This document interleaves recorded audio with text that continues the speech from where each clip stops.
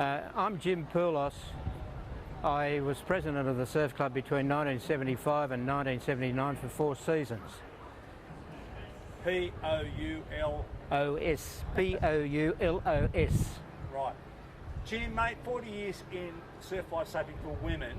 What are your memories of those early transitional days?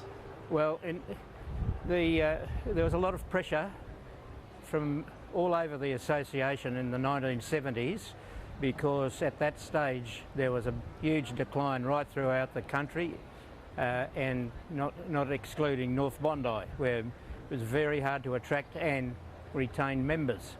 The real pressure was for women to join the club to sustain our patrol strength, and coincidentally to help with the administration of the clubs.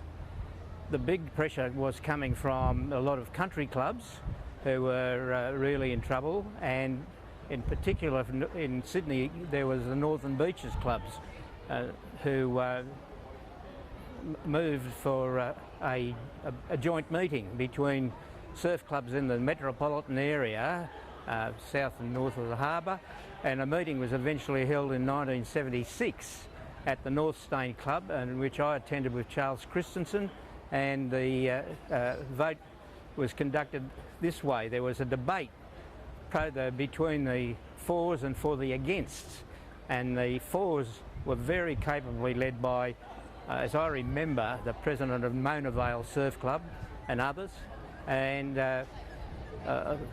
the people who were against the change were clubs who had no facilities for women and had no money to build facilities.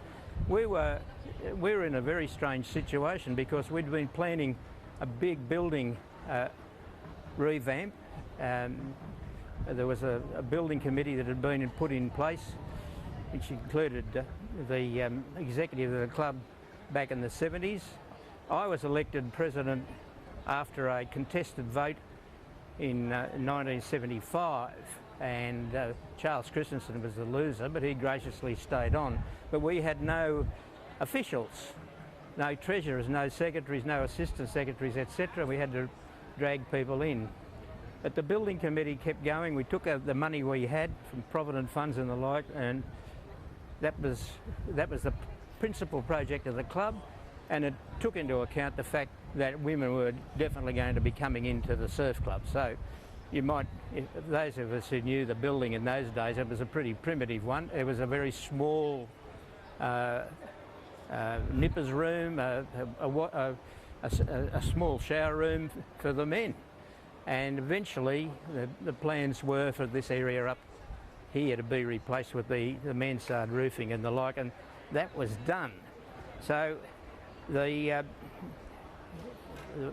fact was that I wasn't going to stay on as president for more than 4 years if I could help it, because I just started to practice as a barrister in 1972. Let me just rewind to the Mona Vale meeting. Did you and Charles Christensen go there seeing how the debate would go, or did North Bondi have a clear vision of what they wanted? I mean, I'd imagine there would have been a bit of pushback